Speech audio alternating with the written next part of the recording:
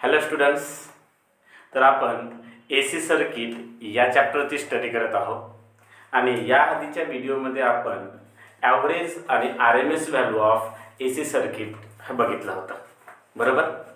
आजच्या व्हिडिओमध्ये या चॅप्टरचा सर्वात इम्पॉर्टंट कन्सेप्ट तो म्हणजे फेजर्स किंवा या फेजरपासून बनणारी फेजर डायग्राम बघणार आहोत, जो तुम्हाला एक्झाममध्ये 2 मार्क्ससाठी मॅक्झिमम टाइम विचारतो. म्हणून फेजर डायग्राम काय होतो, फेजर डायग्राम कशी बनते, फेजर डायग्राम कशावर डिपेंड आहे, ह्या सर्व गोष्टी आपण या कन्सेप्टमध्ये स्टडी करणार. ओके, बट लक्षात ठेवा, इथे जे काही मी फेजर डायग्राम सांगणार ते तुम्हाला एक्झाममध्ये विचारणार नाही.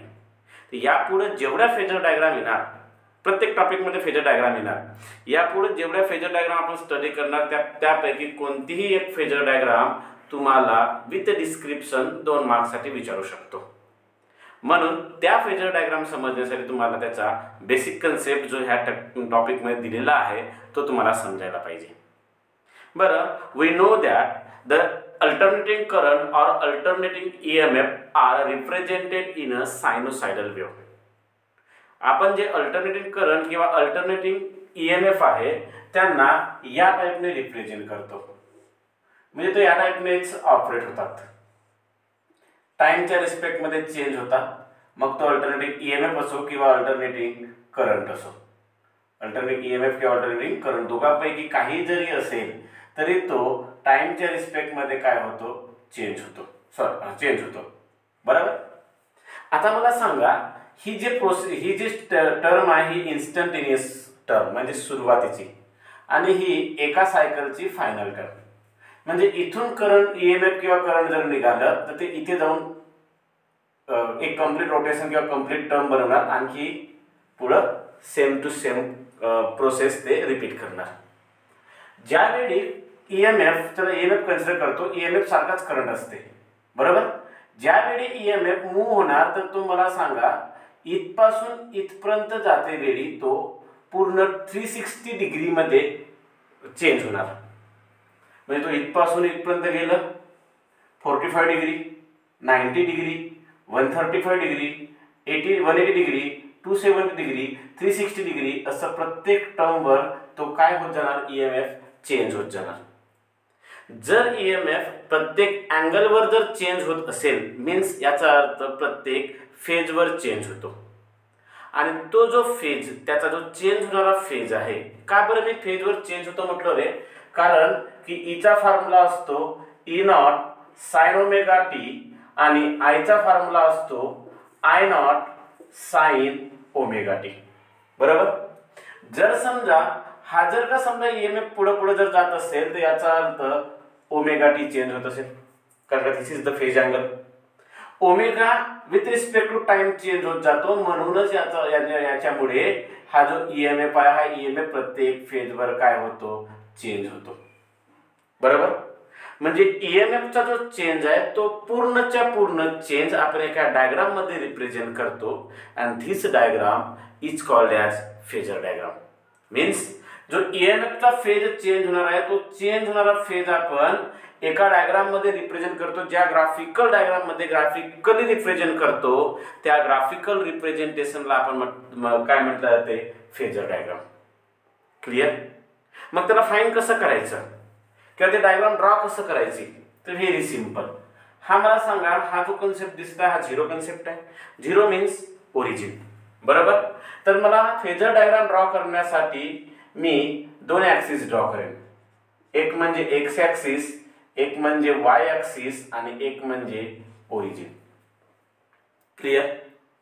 आता हा जो काही ईएमएफ, त्याला ईएमएफ समजतो किंवा करंट, चला करंट समजलं. करंट हा टाइम नुसार चेंज होत जाईल, आणि टाइम नुसार चेंज होत असेल म्हणजे याचा अर्थ त्या करंटचा फेज अँगल हा चेंज होत जाईल. फेज अँगल चेंज होत आहे म्हणजेच काय चेंज होत आहे रे, ओमेगा टी चेंज होत आहे. काय चेंज होत आहे, ओमेगा टी. हा जो ओमेगा टीचा चेंजेस आहे तो चेंजेस पॉझिटिव्ह एक्स ॲक्सिस पासून एंटी क्लॉकवाईज डायरेक्शनने रिप्रेझेंट केला जातो.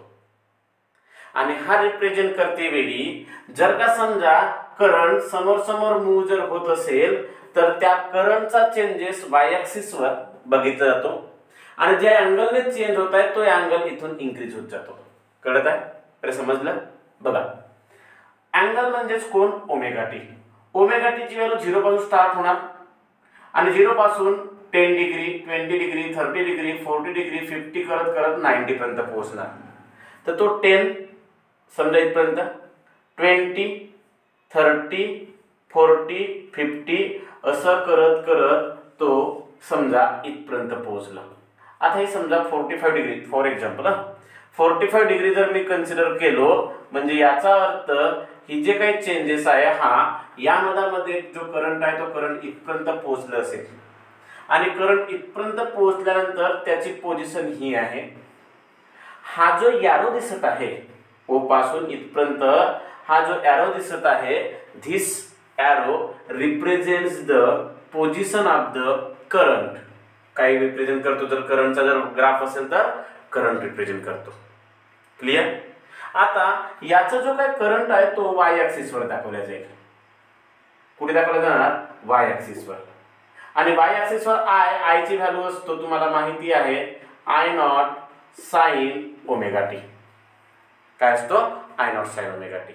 याला जर कॉसच्या फॉर्म मध्ये दाखवायचं असेल तर त्याला मग एक्स ऍक्सिस वर दाखवणार.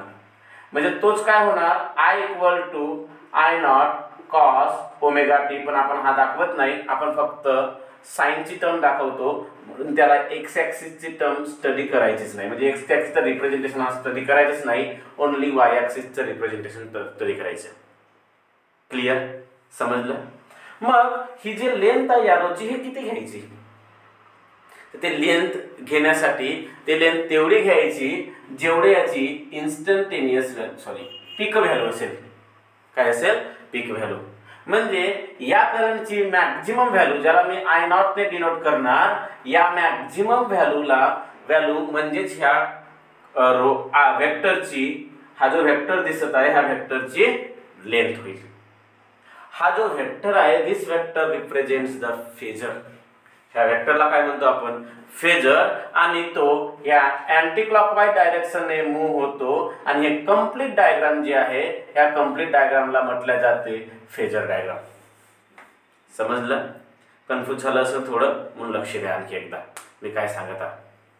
समजा अल्टरनेटिंग करंट स्टडी करतो आपण. समजा एसी जर का समजा करंट म्हणजे अल्टरनेटिंग करंट, एसी करंट जर मूव्ह जर होत असेल तर तो या टाइपने मूव्ह होईल. सॉरी, या टाइपने जर मूव्ह जर होत असेल म्हणजे याचा अर्थ असा की याचा प्रत्येक डिग्री, प्रत्येक अँगल वरती त्या करंटची पोझिशन चेंज होत आहे. बरोबर आहे? एवढं समजलं? मग ती करंटची पोझिशन प्रत्येक अँगल वर चेंज होत आहे, ती पोझिशन रिप्रेझेंट करण्यासाठी ज्या ग्राफचा यूज केला जातो त्या पूर्ण ग्राफला ह्या डायग्रामला म्हटला जातो फेजर डायग्राम. आणि यामधला हा जो वेक्टर आहे, हा वेक्टर जो रिप्रेझेंट करत आहे की या वेक्टरची लेंथ काय रिप्रेझेंट करते? Maximum value of current. बरं, ईएमएफ असेल तर ईएमएफ पण अशाच टाइपने रिप्रेझेंट केला जातो, फक्त इथे काय येणार? E not, maximum value of EMF. Clear? तर अशा टाइपने ह्या डायग्राम मध्ये जे रिप्रेझेंटेशन केलं जातो ह्या डायग्रामला म्हटलं जातो फेजर डायग्राम. आणि यामधला जो हा एरो आहे ह्या एरोला म्हटलं जातो फेजर. आणि हा जो ओमेगाची डायरेक्शन दिसत आहे हा सांगत आहे की तुमचा जो काही करंट आहे तो करंट ह्या डायग्राम मध्ये अँटी क्लॉकवाईज डायरेक्शनने मूव्ह होता. की डायरेक्शनने मूव्ह होता है, अँटी क्लॉकवाईज डायरेक्शनने काय होत आहे? मूव्ह होत आहे. समजले इथपर्यंत? जर का समजा तुमचा करंट मूव्ह होत होत इथपर्यंत आलं 135 डिग्री, तर हा जो काही वेक्टर आहे हा वेक्टर इथे न निघता इथे ड्रॉ होणार. असं या टाइपने वेक्टर ड्रॉ होणार. जर हा मूव्ह होत होत 270 डिग्रीवर गेलं, तुमचा हा जो आय नॉट ची व्हॅल्यू मूव्ह होत होत इथे येणार या बाजूला. क्लियर? आता क्लियर होत आहे? या टाइपच्या रिप्रेझेंटेशनला आणि ह्या डायग्रामला म्हटलं जातो फेजर डायग्राम. काय म्हणतो आपण? Phasor diagram. मग हे फेजर डायग्राम का बरं स्टडी करावा लागतो? जेव्हा आपण एसी सर्किटचं टाइप स्टडी करणार आता पुढं, त्या एसी सर्किटचं टाइप स्टडी करते वेळी आपण त्या प्रत्येक सर्किटमध्ये कधी रेजिस्टन्स, कधी इंडक्टर, तर कधी कॅपॅसिटर यूज करतो, कधी तीनही यूज करतो. तर जर आपण सर्किटमध्ये रेजिस्टन्स यूज केलं तर ईएमएफ आणि करंटमध्ये काय डिफरन्स राहतो? की एकाच ठिकाणी असतात. किंवा इंडक्टर यूज केलं किंवा कॅपॅसिटर यूज केलं तर काय डिफरन्स असतो, या गोष्टीला सांगण्यासाठी पूर्ण कन्सेप्ट प्रूफ न करता डायरेक्ट आपण फेजर डायग्रामच्या हेल्पने सुद्धा सांगू शकतो की हा जो काही स्टडी करतो आपण या मधामध्ये क्लिअरली सांगता येते का इथे रेजिस्टर्स यूज केला आहे की कॅपॅसिटर यूज केला आहे की इंडक्टर यूज केलेला आहे. आणि ह्या डायग्रामची हेल्प घेऊन खूप सारं इलेक्ट्रिकल कंपोनंटची स्टडी केली जाते. म्हणजे जे करंट आणि व्होल्टेजवर डिपेंड आहेत ते इलेक्ट्रिकल कंपोनंटची स्टडी करण्यासाठी ही फेजर डायग्राम व्हेरी इम्पॉर्टंट आहे. मोठ्या इंडस्ट्री लेवलवर या फेजर डायग्रामच्या हेल्प घेऊनच या सर्व गोष्टी स्टडी केल्या जातात. क्लिअर. तर आपण पुढे स्टडी करणारच आहोत की टाइप्स ऑफ एसी सर्किट. काय करणार आहोत, different types of AC circuit. पण त्यासाठी त्या डायग्राममध्ये म्हणजे त्या प्रत्येक टाइपमध्ये तुम्हाला फेजर डायग्राम काढावा लागतो. आणि फेजर डायग्राम कशी काढतात हे तुम्हाला आता समजलं असेल. नसेल समजलं तरी आणखी पुढे समजेल की फेजर डायग्राम ड्रॉ कसे करतात. पण एक गोष्ट लक्षात ठेवा, माइंडमध्ये कन्फ्युजन नका ठेवू की ही इथेच का बरं काढतात. मी फक्त जस्ट कन्सिडर केलं का आपला जर का समजा करंट इथे आहे म्हणून मी इथे निघालो. ऑब्विसली 90 डिग्रीवर असतं तर फेजर करंट वाय ॲक्सिसवर निघालं असतं. ऑब्विसली करंट 180 वर असतं तर हा जो व्हेक्टर आहे हा व्हेक्टर या बाजूला निघालं असतं. काही हरकत नाही, तसं पण आपण ड्रॉ करू शकतो त्याच्या रिक्वायरमेंट नुसार. पण जर मी वाय ॲक्सिसवर किंवा याच्या अपोजिट ड्रॉ केलं असतं ते दिसलं नसतं. म्हणून आपण फेजर डायग्रामला ड्रॉ करते वेळी इन्क्लिनेशन मध्येच करतो. क्लिअर. तर जसा जसा करंट मूव्ह होईल तसा तसा हा जो व्हेक्टर आहे कर्व आहे हा काय होतो, मूव्ह होतो. आणि या टाइपने तो काय होणार, कंप्लीट रोटेशन करतो. म्हणजे एक कंप्लीट सायकल जेव्हा होईल तेव्हा पूर्ण एक रोटेशन कंप्लीट करेल. समजलं. आय होप समजलं असेल. अशा टाईपचा तुमचा कन्सेप्ट आहे कशाचा, फेजर डायग्राम. यानंतर आपण स्टडी करणार different types of AC circuit. चल बघा types of AC circuit. There are 4 types of AC circuit. We have to connect the 3 devices differently in a AC circuit. One as resistance, another as inductor, and other one as capacitor. And fourth type, we have to combine all of the 3 devices in a AC circuit. तर first जो type आहे त्या first type मध्ये आपण study करणार AC voltage applied to resistor. म्हणजे एक AC circuit आहे आणि त्या एसी सर्किटच्या एसी व्होल्टेजच्या अक्रॉस मध्ये आपण काय लावलेला आहे, एक रेजिस्टर लावलेला आहे. म्हणजे सिंपल एक सर्किट ड्रॉ केलं, ईएमएफ कन्सिडर केलं, एसी ईएमएफ म्हणजे अल्टरनेटिंग ईएमएफ. हा जो सिंबल आहे हा सिंबल इंडिकेट करते अल्टरनेटिंगचा, मग करंट असो किंवा ईएमएफ असो. जनरली ईएमएफ प्रोव्हाइड करायचं आणि त्या ईएमएफ पासून इथून काय फ्लो होणार, मग करंट. इथं समजलं. बरं चला लक्ष द्या. व्हेरी सिंपल, व्हेरी स्मॉल आणि व्हेरी इझी कन्सेप्ट आहे. बघा कन्सिडर अ सर्किट. या सर्किट मध्ये मी एक लावलेला आहे रेजिस्टन्स, एक लावलेला आहे अल्टरनेटिंग ईएमएफ. ज्याचा अल्टरनेटिंग ईएमएफ चा इक्वेशन असतो E naught sine omega T. Alternating EMF चा इक्वेशन काय घेतो आपण, E naught sine omega T हा असतोच. ह्या अल्टरनेटिंग ईएमएफ मुळे ह्या सर्किट मध्ये काय फ्लो होणार, अल्टरनेटिंग करंट. आणि हा अल्टरनेटिंग करंट ह्या रेजिस्टन्स मधून जाणार. म्हणजेच ईएमएफ आणि करंट दोन्हीही ह्या रेजिस्टन्सच्या अक्रॉस मधून पास होणार. अशा वेळी ह्या रेजिस्टन्स मुळे आणि ह्या ईएमएफ प्रोव्हाइड होण्यामुळे ह्या करंटवर काही इफेक्ट होतो का, किंवा रेजिस्टन्स मुळे जेवढा ईएमएफ फ्लो होतो तेवढाच करंट फ्लो होतो काय, की ईएमएफ जास्त आणि करंट कमी किंवा करंट जास्त आणि ईएमएफ कमी असं काहीतरी समीकरण बनतो काय, इक्वेशन बनतात काय, ते आपल्याला बघायचं आहे. ठीक आहे. व्हेरी सिंपल कन्सेप्ट आहे, फक्त लक्ष द्या काय करायचं आहे. सो आपण ईएमएफ कन्सिडर केला, त्याची व्हॅल्यू आहे E naught sine omega T. त्याच्यामुळे करंट फ्लो होईल कशामधून, रेजिस्टन्स मधून. बरोबर आहे. अरे बरोबर आहे.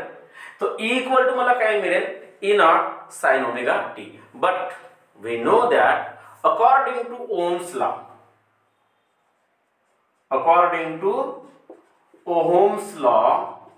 Ohm's law काय सांगतो रे, Ohm's law सांगतो V is equal to IR होतो. बरोबर. म्हणजे V म्हणजेच EMF इक्वल टू IR. मला कोण EMF तर मिळालंच आहे, E naught sine omega T. मला कोण हवंय, I. म्हणून देअरफॉर इथून फाइंड करणार I, R इकडे येणार त्याच्या डिवाइड मध्ये, E divided by R. So equal to E ची व्हॅल्यू काय, तर ई ची value E naught sine omega T आणि डिवाइड मध्ये आर. क्लिअर. बट आपल्याला माहिती आहे की जो आय आहे ह्या आय ची व्हॅल्यू काय असतो, I naught sine omega T असतो. मला सांगा हा आणि हा इक्वेशन नियर अबाउट सेम वाटतो काय, वाटतोय. फक्त बघा कसा आहे. I equal to E naught च्या डिवाइड मध्ये मी आर लिहिलो म्हणजे इथे कोण उरला, sine omega T. E naught च्या डिवाइड मध्ये आर इंटू कोण उरलं, sine omega T. So therefore I is equal to, लक्षात ठेवा ह्या E naught divide by R च्या ठिकाणी मी काय लिहितो, I naught sine omega T. Where सांगा बरं मी आय नॉट कोणाच्या ठिकाणी घेतलो रे, E naught divided by R. I naught कोणा ठिकाणी ठेवलो मी, E naught divided by R. समजलं. हा प्रत्येक ठिकाणी असं कन्सिडर करायचं. इथे जो काही येईल त्या ठिकाणी काय लिहायचं, आय नॉट. आणि आय नॉट लिहिल्याच्या नंतर बघा I is equal to I naught sine omega T, E equal to E naught sine omega T. हे दोन इक्वेशन आपल्याला मिळतील. मिळालं. मग according to Ohm's law I is equal to E naught divide, sorry I naught equal to मला काय मिळालं, E naught divided by R. आणि यामधला आर म्हणजे काय आहे, रेजिस्टन्स आहे. आर म्हणजे काय आहे, रेजिस्टन्स आहे. बरोबर.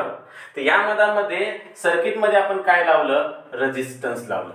काय लावलं, रेजिस्टन्स. मी का बरं फोकस करून सांगत आहे की हाच रेजिस्टन्स आहे. आपल्याला माहित आहे की आर म्हणजे रेजिस्टन्स, तरी मी फोकस करून यासाठी सांगत आहे की यानंतर इंडक्टर आणि कॅपॅसिटर जेव्हा काढाल तेव्हा ह्या आरच्या ठिकाणी वेगळी व्हॅल्यू येईल आणि ती वेगळी व्हॅल्यू त्या इंडक्टर किंवा कॅपॅसिटर लावल्याच्या नंतरचा रेजिस्टन्सचा काम करेल. आता इथे रेजिस्टन्स असल्यामुळे आरच हा रेजिस्टन्सचा काम करतो. पण ज्यावेळी इंडक्टर आणि कॅपॅसिटर लावणार तेव्हा रेजिस्टन्सच्या ठिकाणी वेगळी व्हॅल्यू असेल जो त्या सर्किट मध्ये रेजिस्टन्सचा काम करेल. मी तेव्हा तो सांगेनच. चला इथपर्यंत क्लिअर झालं. R is the resistance, R is the resistance. आता मला सांगा फ्रॉम इक्वेशन नंबर 1 आणि इक्वेशन नंबर 2 समजण्यासाठी इकडे लिहून घेतो. इक्वेशन नंबर 1, इक्वेशन नंबर 1 काय आहे, E equal to E naught sine omega T. आणि इक्वेशन नंबर 2 काय आहे, I equal to I naught sine omega T. बरोबर. तर मला सांगा रे ह्या फर्स्ट इक्वेशन मध्ये इथे कोण आहे, ओमेगा टी. सेकंड इक्वेशन मध्ये सुद्धा इथे कोण आहे, ओमेगा टी. याचा अर्थ ह्या दोन्ही जेव्हा ईएमएफ आणि करंट हे दोन्ही सर्किट मधून फ्लो होतात आणि त्या सर्किट मध्ये जर रेजिस्टन्स लावलेला असेल अशा वेळी दोघांचाही फेज कसा असते, सेम असते. फेज कसा असतो, सेम. म्हणजे ईएमएफ आणि करंटचा फेज सेम. म्हणजेच EMF and current are in phase. केव्हा, जेव्हा resistance is connect in circuit. जेव्हा सर्किट मध्ये कोण कनेक्ट असतो, रेजिस्टन्स. तशा वेळी ईएमएफ आणि करंट, अल्टरनेटिंग ईएमएफ आणि अल्टरनेटिंग करंट हे कसे असतात, इन फेज मध्ये असतात. त्यांच्या मधामधलं फेज डिफरन्स हा किती असतो, 0 असतो. फेज डिफरन्स किती असतो, 0 असतो. समजलं. हा अशा टाईपचं तुमचं काय आहे, कन्सेप्ट आहे. आता या मधामध्ये एक गोष्ट आपल्याला माहिती झालं की जेव्हा रेजिस्टन्स लावतो तेव्हा ईएमएफ आणि करंट यांच्यामध्ये मधला फेज डिफरन्स सेम 0 असतो. म्हणजे दोन्ही इन फेज मध्ये असतात आणि त्याचा रेजिस्टन्स कोण असतो, आर. मग याची फेजर डायग्राम काढायची असेल तर फेजर डायग्राम काढायची कशी, लक्षात ठेवा. फेजर डायग्राम काढते वेळी व्हेरी सिंपल कन्सेप्ट आहे. फेजर डायग्राम काढायची कशी, अशी डायग्राम ज्या डायग्राम मध्ये ईएमएफ आणि करंटला रिप्रेझेंट केला जाते त्यांच्या फेज अँगल नुसार, त्या डायग्रामला आपण काय म्हणतो, फेजर डायग्राम. मग फेजर डायग्राम काढण्यासाठी काय करायचं, एक्स एक्सिस आणि वाय एक्सिस. काय काढायचं, एक्स एक्सिस आणि वाय एक्सिस. आणि इथे कोण असणार, ओरिजिन. कधीही फेज म्हणजे फेजर म्हणजे त्याचे अँगल ची स्टार्ट 0 पासून करायची. बरोबर. असं समजू की करंट ज्याला आपण आय नॉट लिहिलं, ज्याचा पीक व्हॅल्यू आय नॉट लिहिलं, ईएमएफ त्याची पीक व्हॅल्यू ई नॉट लिहिलं, पण दोघांच्या मधामध्ये फेज अँगल सेम असल्या कारणामुळे, म्हणजे दोन्ही इन फेज मध्ये असल्या कारणामुळे, जर का समजा मी इथे या टाइपने जर ईएमएफ ड्रॉ केलो, हा समजा ई नॉट ईएमएफ, हा काय झालं ईएमएफ म्हणजे E naught sine omega T, बरोबर. तर मला सांगा हा अँगल जर का समजा ओमेगा टी असेल, मग करंट जर मला ड्रॉ करायचा असेल त्याचा सुद्धा अँगल काय आहे ओमेगा टी, म्हणजे याचा अर्थ करंट सुद्धा याच वेक्टर वरती येणार. समजलं काय? का बरं? कारण का दोघांचे ईएमएफ आणि करंट दोघांच्या मधामधलं जो फेज आहे तो फेज डिफरन्स कसा आहे, 0 आहे. फेज डिफरन्स 0 असल्या कारणामुळे याच वेक्टरवर कोण येणार, करंट येणार. म्हणजे मला इथे लिहावं लागेल करंटची मॅक्झिमम व्हॅल्यू आय नॉट या टाइपने, आणि इथे कोणाला करंट. आता तुमच्यामध्ये क्वेश्चन आला असेल की सर करंट आणि ईएमएफ का बरं वेगवेगळं लिहिलं? लक्षात ठेवा, असं नाही की दोघांच्या मधामध्ये डिफरन्स असेल म्हणून वेगवेगळं लिहिलं असेल. सेम बरोबर आहे की दोघांच्या मधामध्ये काही ना काही डिफरन्स राहणार. का बरं? कारण का रेजिस्टन्स हा करंटला अपोज करतो, म्हणून रेजिस्टन्स करंटला अपोज करतो, म्हणजे करंटची जी मॅक्झिमम व्हॅल्यू असेल ती मॅक्झिमम व्हॅल्यू ईएमएफच्या मॅक्झिमम व्हॅल्यूपेक्षा कशी असेल, कमी असेल. म्हणून त्याला मी थोडं खाली दाखवलं. समजलं? पण दोन्ही एकाच व्हेक्टरवर दाखवण्याचं कारण काय आहे? कारण का दोघांच्या मधामधला फेज अँगल कसा आहे 0, म्हणून दोन्ही एकाच व्हेक्टरवर आपण काय करतो रिप्रेझेंट करतो. क्लिअर? तर लक्षात ठेवा या टॉपिक मध्ये हा जो कन्सेप्ट हा जो टॉपिक आहे, ह्या टॉपिकवर क्वेश्चन विचारला होता 2023 ला 2 मार्क्स साठी, आणि 2023 ला 2 मार्क मध्ये तुम्हाला विचारलं होतं एवढंच, फेजर डायग्राम नव्हती विचारली. पण जर फेजर डायग्राम जरी विचारलं तरी तुम्हाला डायरेक्ट ड्रॉ करता आला पाहिजे. तुम्हाला विचारेल की draw the phasor diagram between the alternating EMF and current when the pure register is connect in the circuit. आणि जर pure register connect in the circuit जर असेल तर the EMF and current are in phase. The current EMF and alternating EMF and current are in phase with the pure resistance is connected in the circuit. जेव्हा circuit मध्ये pure resistance connect असते अशा वेळी alternating EMF आणि alternating current यांच्या मधामध्ये phase difference 0 असते, म्हणजे ते दोन्ही एकामेकाशी कसं असतात इन फेज मध्ये असतात.